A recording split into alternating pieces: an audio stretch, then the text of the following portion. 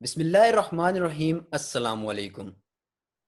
Programme اقرا کے ساتھ میں ہوں آپ کا ہوسٹ احسان اللہ خان عباسی۔ ناظرین اور سامعین، یہ پروگرام آپ رفا 102.2 پر سماعت فرما رہے ہیں۔ اس کے ساتھ ساتھ عزم پاکستان ڈاٹ ٹی وی پر اور hec.edu.gov.pkr پر آپ ہمیں دیکھ بھی سکتے ہیں۔ ناظرین اور سامعین، اس پروگرام میں ہمارے ساتھ موجود ہوتے ہیں جناب محترم مہر الدین افضل صاحب، جو کہ ہمیں قرآن مجید کی سورۃ البقرہ کی شروع کی آیات انہوں نے اس سے پچھلے نشست میں ہمارے ساتھ اس کے تفصیلاً اس کی حیثیت افیت کے بارے میں کیا۔ آج وہ دوسرے رکوع سے سٹارٹ لیں گے، اس کے بارے میں وہ بتائیں گے، اس کی حیثیت، فضیلت اور اس کے بارے میں ہمیں درس دیں گے۔ تو آئیے ناظرین چلتے ہیں سر کی طرف۔ السلام علیکم سر، کیسے ہیں آپ؟ خیریت سے ہیں؟ جی وعلیکم السلام ورحمۃ اللہ۔ الحمدللہ ہم سورہ بقرہ کا مطالعہ کرتے ہوئے دوسرے رکوع تک آ چکے ہیں، اور جو پہلی آیت ہے سورہ بقرہ کی، الف لام میم، یہاں سے ہم چلتے ہوئے ہم نے گزشتہ نشست میں 9 تک، آیت نمبر 9 تک مطالعہ کیا تھا، اور میں ذرا سا مختصراً ریکیپ اگر کروں تو قرآن مجید کا یہ دعویٰ ہے کہ یہ کتاب اللہ کی کتاب ہے، اور اس کے اللہ کی کتاب ہونے میں کوئی شک نہیں ہے، اور اس کتاب میں جو کچھ بیان ہوا ہے اس میں بھی کوئی شک نہیں، یہ ہدایت ہے۔ لیکن اس ہدایت سے فائدہ وہی لوگ اٹھا سکتے ہیں جو پرہیزگاری اختیار کرے، جو ڈوز اور ڈونٹس کی پابندی کرنے والے ہوں، جو ان سے کہا جائے وہ کرتے ہوں، اور جس چیز سے روکا جائے اس سے رک جاتے ہوں۔ پھر یہ کہ وہ غیب پر ایمان رکھتے ہوں، اور وہ عملی اطاعت کا مظاہرہ کرتے ہوں، جس کا اولین مظہر نماز ہے، اور یہ کہ وہ تنگ دل نہ ہوں اور خرچ کرنے والے ہوں، وہ ان کتابوں پر بھی ایمان رکھیں جو پہلے نازل ہوئی ہیں، یعنی انبیاء پر ایمان، اور اس قرآن پر بھی ایمان رکھتے ہوں، اور آخرت پر یقین رکھتے ہوں۔ یہ لوگ ہیں جو ہدایت یافتہ ہیں، اپنے رب کی طرف سے راہ راست پر ہیں، اور کامیابی انہی کو ملے گی، دنیا میں بھی اور آخرت میں بھی۔ تو قرآن مجید کے نزول کے بعد انسان 3 گروہوں میں تقسیم ہو گئے۔ اگر ہم یہ کہیں کہ انسان 3 گروہوں میں تقسیم ہو گئے، جن میں سب سے پہلا گروہ کون سا ہے؟ اہل ایمان کا۔ یہ ایمان لے کر آئے، اور ان کی صفات جو اس میں بیان کی گئی ہیں بہت ہی اہم ہیں، اور اس پہ غور کرنا ہوگا کہ اہل ایمان کی صفات قرآن مجید کیا بیان کرتا ہے۔ پھر دوسرا گروہ جو ظاہر ہوا وہ کفر کرنے والے ہیں، جن کا ذکر شروع ہوتا ہے ان الذین کفروا سے، آیت نمبر 6 اور آیت نمبر 7، اور ختم ہوتا ہے وَلَهُمْ عَذَابٌ عَظِيمٌ۔ جنہوں نے کفر کیا، یہ ان لوگوں کو عذاب ہے۔ جو ایمان لائے انہیں کیا ملے گا؟ آیت نمبر 5 کا اختتام ہے ہم المفلحون، یہ کامیاب ہیں، یہ کامیابی حاصل کرنے والے ہیں۔ اور جنہوں نے کفر کیا، آیت نمبر 7 کا اینڈ کیا ہے؟ وَلَهُمْ عَذَابٌ عَظِيمٌ، ان کو عذاب ملے گا۔ اس کے بعد ذکر ہوتا ہے تیسرے گروہ کا، وَمِنَ النَّاسِ مَن يَقُولُ آمَنَّا بِاللَّهِ وَبِالْيَوْمِ الْآخِرِ وَمَا هُمْ بِمُؤْمِنِينَ۔ بعض لوگ ایسے بھی ہیں جو کہتے ہیں کہ ہم اللہ پر اور آخرت کے دن پر ایمان لائے، حالانکہ در حقیقت وہ مومن نہیں ہیں۔ یہ تیسرا گروہ ان لوگوں کا ہے جن کو ہم منافق کہتے ہیں، جو اہل ایمان نہیں ہیں۔ اب اس کی وجہ کیا ہے؟ وہ اس کی بنیادی وجہ جو ہے وہ یہ ہے کہ جب قرآن نازل ہوا تو سب سے پہلے تو وہی لوگ ایمان لائے جو محمد صلی اللہ علیہ وسلم کو اور ان کی صداقت کو، ان کی امانت کو، ان کی دیانت کو بہت اچھی طرح سے جانتے تھے، بالکل قریب کے لوگ تھے، ان کے دوست حضرت ابوبکر صدیق، ان کی اہلیہ حضرت خدیجۃ الکبریٰ، ان کے گھر میں ان کے ساتھ کام کرنے والے اور جو قریبی لوگ تھے، انہوں نے کہا یہ تو سچے آدمی ہیں، دیانتدار آدمی ہیں، امانت دار آدمی ہیں، ان کی بات انہوں نے قبول کی، وہ ایمان لے آئے۔ پھر اس کے بعد آہستہ آہستہ دعوت قبول کرتے رہے لوگ، وہ سارے لوگ وہ تھے جو کیریکٹر سے متاثر تھے پہلے ہی، اور جب انہوں نے محمد صلی اللہ علیہ وسلم نے دعوت دی تو وہ ایمان لے آئے۔ اب اس کے بعد جب حضور صلی اللہ علیہ وسلم نے عام اعلان شروع کیا دعوت کا 3 سال بعد تقریباً، تب بعض لوگ جو ہے وہ انہوں نے کفر کیا، مختلف وجوہات کی بنیاد پر، تکبر کی بنیاد پر، غرور اور گھمنڈ کی بنیاد پر، کہ محمد صلی اللہ علیہ وسلم کیوں یہ جو ہے وہ فریضہ یا یہ کام کریں، یہ رول پلے کریں، اگر کرنا ہی تھا تو ہم کریں۔ وہاں عرب کا جو نظام تھا انتہائی تکبرانہ سرداری نظام تھا، تو بڑے بڑے سردار ان کو حسد ہوا، ان کو تکبر ہوا، اس تکبر کی بنا پر انہوں نے محمد صلی اللہ علیہ وسلم کا انکار کیا۔ اور حقیقتاً یہ ہے کہ وہ محمد صلی اللہ علیہ وسلم کا انکار نہیں تھا، بلکہ وہ اللہ تبارک و تعالی کا انکار تھا، لیکن چونکہ سامنے رابطے کی جو کڑی ہے وہ تو محمد صلی اللہ علیہ وسلم ہے، اس لیے انہوں نے محمد صلی اللہ علیہ وسلم کا انکار کیا۔ اب یہ ابو جہل ہیں، اب یہ عتبہ ہیں، یہ شیبہ ہیں، یہ ولید ہیں، یہ سارے بڑے بڑے لوگ ہیں جو اس زمانے کے سردار ہیں۔ انہوں نے محمد صلی اللہ علیہ وسلم کا نہ صرف انکار کیا بلکہ ان کے خلاف کھڑے ہو گئے، ان سے مقابلہ کیا۔ یہ دوسرا گروہ جو ہے یہ عذاب عظیم کا مستحق قرار پایا۔ اب ایک تیسرا گروہ پیدا ہونے کی وجوہات یہیں سے شروع ہوتی ہیں۔ کہ جب ابو جہل، ابو لہب، عتبہ، شیبہ اور ولید اور بڑے بڑے جو لوگ ہیں، جو سردار ہیں، جن کی حکومت ہے، جن کے پاس طاقت ہے، اور محمد صلی اللہ علیہ وسلم ان کے ساتھ ایمان لانے والے غریب ہیں، کمزور ہیں، بلال ہیں، صہیب ہیں، خباب ہیں، اور جو وہاں کی خاتون ہیں، حضرت سمیہ ہیں، یاسر ہیں، ان کے صاحبزادے عمار ہیں۔ تو یہ جو غریب لوگ اور کمزور لوگ جو ایمان لائے ہیں، ان مومنین کے بارے میں جو صفات بیان کی گئی ہیں وہ آ گئیں، لیکن ان کے اوپر جو ہے وہ ان کا سرداروں کا ظلم اور ان کا جبر دیکھ کر بعض جو کمزور لوگ ہیں، جو سوسائٹی میں کمزور حیثیت رکھتے ہیں، انہوں نے محمد صلی اللہ علیہ وسلم کی دعوت پر ایمان لانے میں انہیں ہچکچاہٹ ہوئی۔ اسی لیے ہم دیکھتے ہیں کہ مکہ مکرمہ میں پورا 13 سال کا جو دور ہے اس میں بہت کم لوگ ایمان لائے۔ وجہ کیا؟ وجہ اس جبر کے نظام کی۔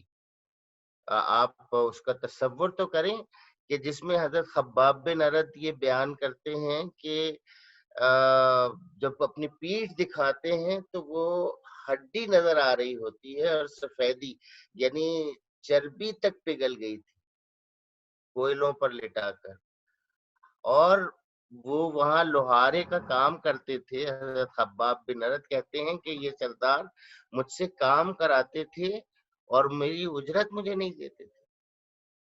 حضرت بلال کے ساتھ کیا معاملہ تھا کہ ان کو گرم ریت کے اوپر لٹا دیا جاتا تھا اور ان کے اوپر بوجھ رکھا جاتا تھا، پتھر رکھا جاتا تھا۔ اس صورتحال میں ہوتا یہ تھا کہ جو لوگ دوسرے دیکھ رہے ہیں، کمزور لوگ، وہ محمد صلی اللہ علیہ وسلم کو حق تو مانتے ہیں، ان کی دعوت کو تو تسلیم کرتے ہیں، دل سے، لیکن ایمان کا اظہار نہیں کرتے خوف کی وجہ سے۔ تو یہ تیسرا عنصر جو نظریاتی طور پر تو اتفاق رکھتا تھا محمد صلی اللہ علیہ وسلم سے، لیکن دعوت کو قبول کرنے میں رکاوٹ محسوس کرتا تھا، اس کا سبب خوف تھا۔ یہ خوف تھا مکہ مکرمہ میں، لیکن مدینہ طیبہ جب آئے ہیں تو یہ خوف ختم ہو گیا، کیونکہ محمد صلی اللہ علیہ وسلم مدینہ طیبہ میں جو داخل ہوئے تھے تو وہ بادشاہ کے طور پر داخل ہوئے اور ایک مضبوط حکومت بنا کر آپ صلی اللہ علیہ وسلم 24 گھنٹے بیدار انداز میں بیدار انداز کے حکمراں تھے۔ آپ نے ایسا نظام وہاں بنا رکھا تھا، اطراف میں بھی جو ہے وہ ہوشیار تھے لوگ، اور درمیان میں بھی ہوشیار تھے لوگ، اور آپ نے سفارتکاری اس طرح سے کی تھی کہ یا تو لوگ محمد صلی اللہ علیہ وسلم کے دوست بن جائیں یا کم سے کم دشمن نہ ہوں اور دشمنوں کے ساتھی نہ ہوں۔ تو اتنی مضبوط حکومت کے قیام کے بعد اس بات کا امکان نہیں رہتا کہ زیادہ سے زیادہ لوگ محمد صلی اللہ علیہ وسلم سے قربت اختیار کرنے کی کوشش نہ کریں۔ اب محمد صلی اللہ علیہ وسلم سے قریب سب سے پہلے وہ لوگ تھے جو نظریاتی طور پر مومن تھے، وہ لوگ تھے جو مکہ مکرمہ سے ہجرت کر کے آئے تھے، اور وہ لوگ تھے جو پہلے سے ایمان حضور صلی اللہ علیہ وسلم پر رکھتے تھے۔ لیکن جب یہاں اقتدار آیا تو بعض لوگ ایسے تھے جنہوں نے نفاق اختیار کیا، اس میں ان کے مفادات ٹکراتے تھے۔ مثلا سب سے مشہور و معروف نام عبداللہ ابن ابی کا ہے۔ عبداللہ ابن ابی کا معاملہ یہ تھا کہ یہ حضور صلی اللہ علیہ وسلم کی آمد سے پہلے بادشاہ بنانے کے لیے لوگ تیاری کر چکے تھے، اس کے سر کا ناپ لیا جا چکا تھا تاج بنانے کے لیے سونے کا، لیکن جب حضور صلی اللہ علیہ وسلم آئے تو اس کی دعوت، اس کا جو بادشاہ بننے کا خواب تھا وہ ادھورا رہ گیا، کیونکہ حضور صلی اللہ علیہ وسلم تمام معاملات کے سربراہ قرار پائے۔ تو اس نے اپنے ساتھ لوگوں کو ملایا۔ اب یہاں پہ مفاد جو ہے، مفاد کی جنگ دوسرے انداز میں، سرداران قریش ان کا جو انکار تھا وہ تکبر کی وجہ سے تھا، ان کی مخالفت گھمنڈ کی وجہ سے تھی، اور یہاں جو مخالفت شروع ہوئی ان کی، یہ حسد کی وجہ سے ہوئی کہ ایک مقام محمد صلی اللہ علیہ وسلم نے جو یہاں پہ آ کے حاصل کر لیا، یہ تو میرا حق تھا۔ اب اس طرح سے انہوں نے لوگوں کو اپنے ساتھ ملانا شروع کیا، تو ابتدا میں بہت سارے لوگ اس کے ساتھ ملے، اور مکہ کے لوگ بھی عبداللہ ابن ابی سے ہی رابطہ کرتے تھے۔ عبداللہ ابن ابی کو ہی خط لکھا کہ تمہارے پاس محمد صلی اللہ علیہ وسلم آ گئے ہیں، اور یہ ہمارے یہاں سے بھاگے ہوئے ہیں، آپ کہہ لیں، جو ان کے الفاظ ہیں، اللہ معاف کرے، اور ان کو آپ نکال کے واپس کریں یا جو ہے وہ ہم سے جنگ کے لیے تیار ہو جائیں۔ تو یہ پہلا گروہ ہے جس کے اپنے براہ راست مفادات مجروح ہوئے تھے، لیکن بظاہر پریشر اتنا تھا، پولیٹیکل پریشر اتنا تھا، اکنامک پریشر اتنا تھا کہ لوگ محمد صلی اللہ علیہ وسلم کی بات صلی اللہ کو، علیہ وسلم۔ دعوت کو قبول کرنے کے لیے تیار تھے، مجبور تھے۔ تو اس میں پہلے گروہ کو ہم سمجھیں گے وہ تھا جو نظریاتی طور پر بھی دل سے اللہ کو نہیں مانتے تھے، رسول کو نہیں مانتے تھے، لیکن بظاہر ساتھ ہو جاتے تھے۔ کچھ لوگ ایسے بھی تھے جو اللہ اور اس کے رسول کو مانتے بھی تھے، نہیں بھی مانتے تھے، لیکن وجہ کیا تھی ان کے ایمان کی؟ کہ ان کا بھائی مومن ہو گیا، ان کا والد مومن ہو گیا، یا ان کا کوئی قریبی دوست مومن ہو گیا، اس نے ایمان قبول کر لیا۔ تو اب یہ جو سوشل پریشر ہے، پیئر پریشر ہے، یہ خود بھی جو ہے وہ ایک اہمیت رکھتا ہے لوگوں کو قریب لانے میں۔ تو یہ ایک گروہ وہاں پہ ایسا بن گیا جو مختلف دباؤ، چاہے وہ معاشی ہو، چاہے وہ سیاسی ہو، یا وہ معاشرتی ہو، اس وجہ سے وہ ایمان کا انہوں نے دعویٰ کیا۔ اور ایک تیسری طرح کے لوگ وہ تھے جو اپنے آپ کو مجبور سمجھتے تھے کہ اب ہمیں کسی نہ کسی کا تو ساتھ دینا ہی ہے، آج ہم ان کے ساتھ ہیں، کیوں میں ہیں، اور جیسے ہی پانسا پلٹے گا تو ہم ان کے ساتھ چلے جائیں گے۔ تو وہ ان سے بھی رابطہ رکھتے تھے۔ وہی تصویر جو ہے وہ پوری یہاں پہ کھینچی ہوئی ہے۔ میں آپ کو پورا رکوع پڑھ کر سناتا ہوں، پھر آپ کو اندازہ ہوگا کہ اللہ تبارک و تعالیٰ نے کتنی واضح طور پر ان کے کیریکٹرسٹکس بیان کیے ہیں۔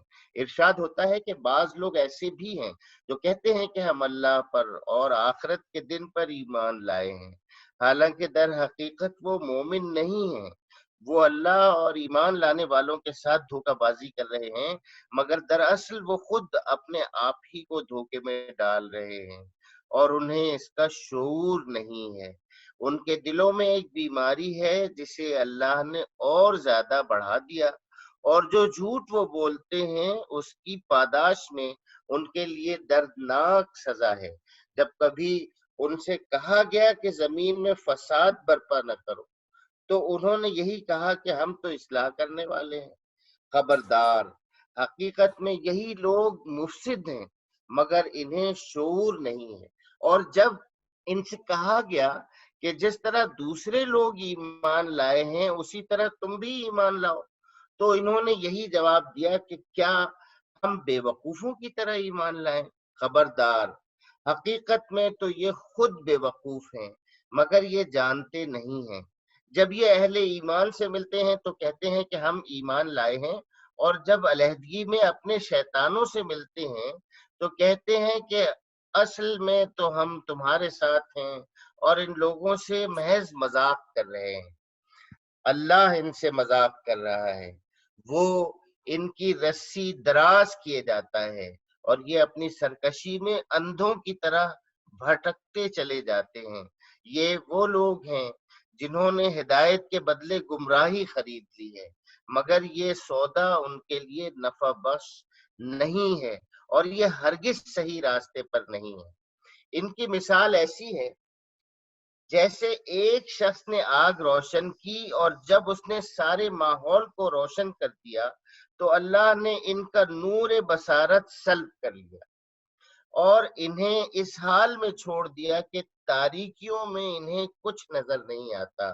یہ بہرے ہیں، گونگے ہیں، اندھے ہیں، یہ اب نہ پلٹیں گے۔ یا پھر ان کی مثال یوں سمجھو کہ آسمان سے زور کی بارش ہو رہی اور اس کے ساتھ اندھیری گھٹا اور کڑک اور چمک بھی ہے۔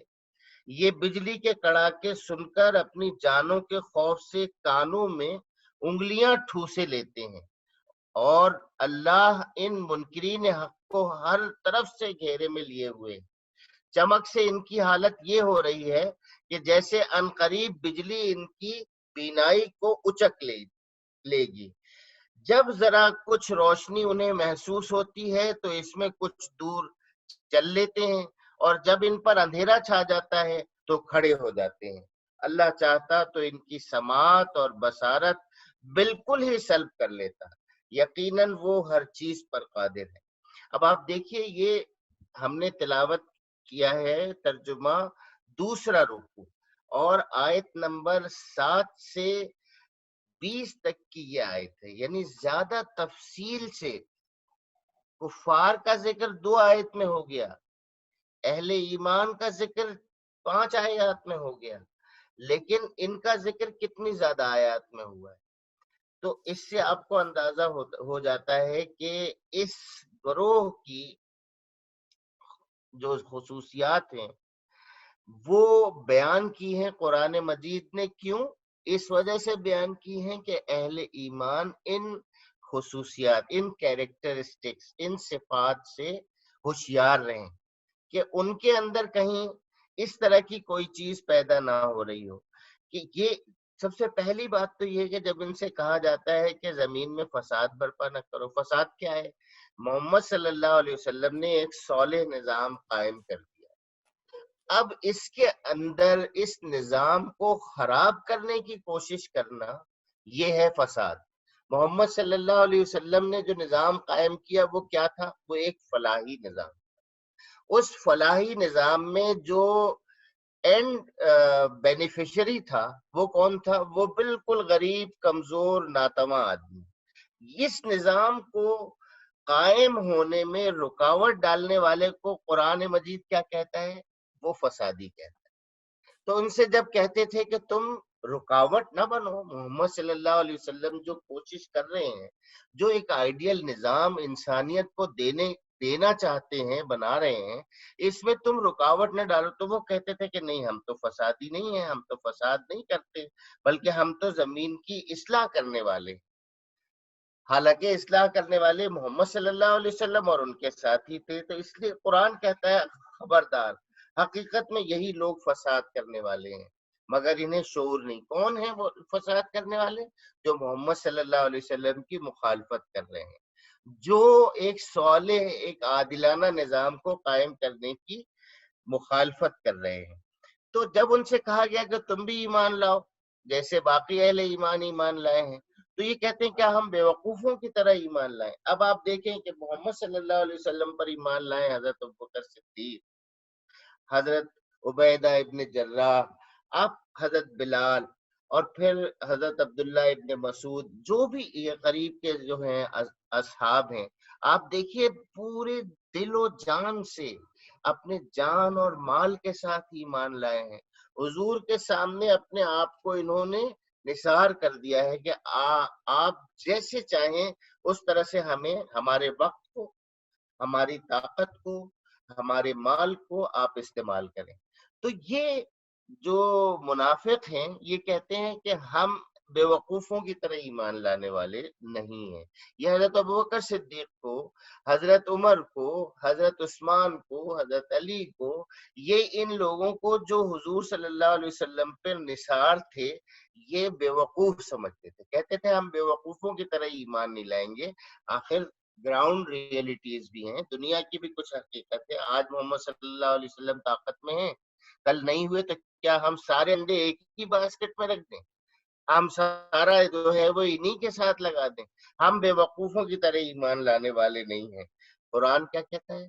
خبردار، حقیقت میں یہ خود بے وقوف ہیں مگر یہ جانتے نہیں۔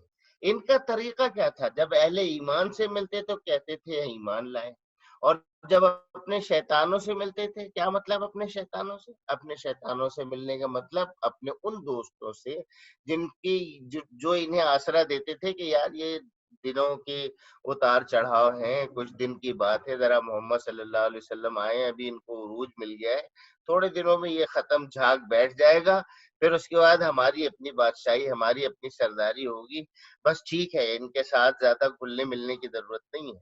تو وہ کہتے ہیں کہ ہم تو اصل میں تمہارے ساتھ ہیں، ان سے تو ہم ان کو تو بیوقوف بنا رہے تھے، ان کو تو ہم محض بہلا رہے تھے، ان سے مذاق کر رہے تھے۔ اللہ کہتا ہے اللہ ان سے مذاق کرتا ہے، اور وہ اس بات کو کہ محمد صلی اللہ علیہ وسلم سے دغا بازی کریں اس لیے رو کے برداشت کرتا ہے، رسی دراز کر رہا ہے، ورنہ تو یہ جو گستاخی ہے یہ ایسی ہے کہ اسی وقت بجلی گر جائے ان کے اوپر، اور ان کے ہاتھ پاؤں شل ہو جائیں، ان کے چہرے مسک ہو جائیں۔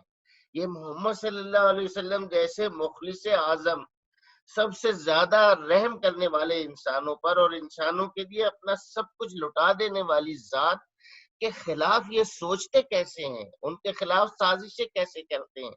اللہ تعالیٰ کہہ رہا ہے کہ ہم تو ان کی رسی دراز کر رہے ہیں، ورنہ تو جو ہے وہ ان کو بھسم کر دیں، جو چاہے کر دیں۔ تو اور سرکش ان کی رسی کیوں دراز کر رہے ہیں؟ تاکہ یہ اپنی سرکشی میں اندھوں کی طرح بھٹکتے چلے جائیں۔ یہ وہ لوگ ہیں جنہوں نے ہدایت کے بدلے گمراہی خرید لی، یہ وہ بد نصیب لوگ ہیں جنہوں نے ہدایت کے بدلے گمراہی خرید لی۔ اب دو مثالیں ہیں، ان کو بڑا سرا سمجھ لیجیے۔ ایک مثال ایسی ہے کہ اندھیرا تھا، ایک مثال جو دی گئی ہے خوب اندھیرا تھا، ایک شخص محمد صلی اللہ علیہ وسلم آئے، انہوں نے کچھ دن کے لکڑیاں یہ جمع کی اور اس جنگل کے اندھیرے میں روشنی کے لیے تھوڑی آگ روشن کی۔ تو یہ کوئی آپ ذرا اس کا اندازہ تو آپ کریں نا کہ کتنا مشکل کا کسی جنگل میں گہری تاریکی ہے رات کی، اور مسافروں کو کچھ نظر نہیں آ رہا ہے، اس ایسی صورتحال میں درندوں کا خوف ہے، کوئی ادھر سے حملہ کر دے، حملے کا دوری ہوتی ہے۔ تو اس ماحول میں محمد صلی اللہ علیہ وسلم نے آگ جمع کی۔ تو جب روشنی ہو گئی تو انہوں نے کیا کیا؟ انہوں نے یہ کیا کہ اپنی آنکھیں بند کر لی۔ بتائیے، محمد صلی اللہ علیہ وسلم نے روشنی کا انتظام کیا، انہوں نے جو ہے وہ آنکھیں بند کر لی۔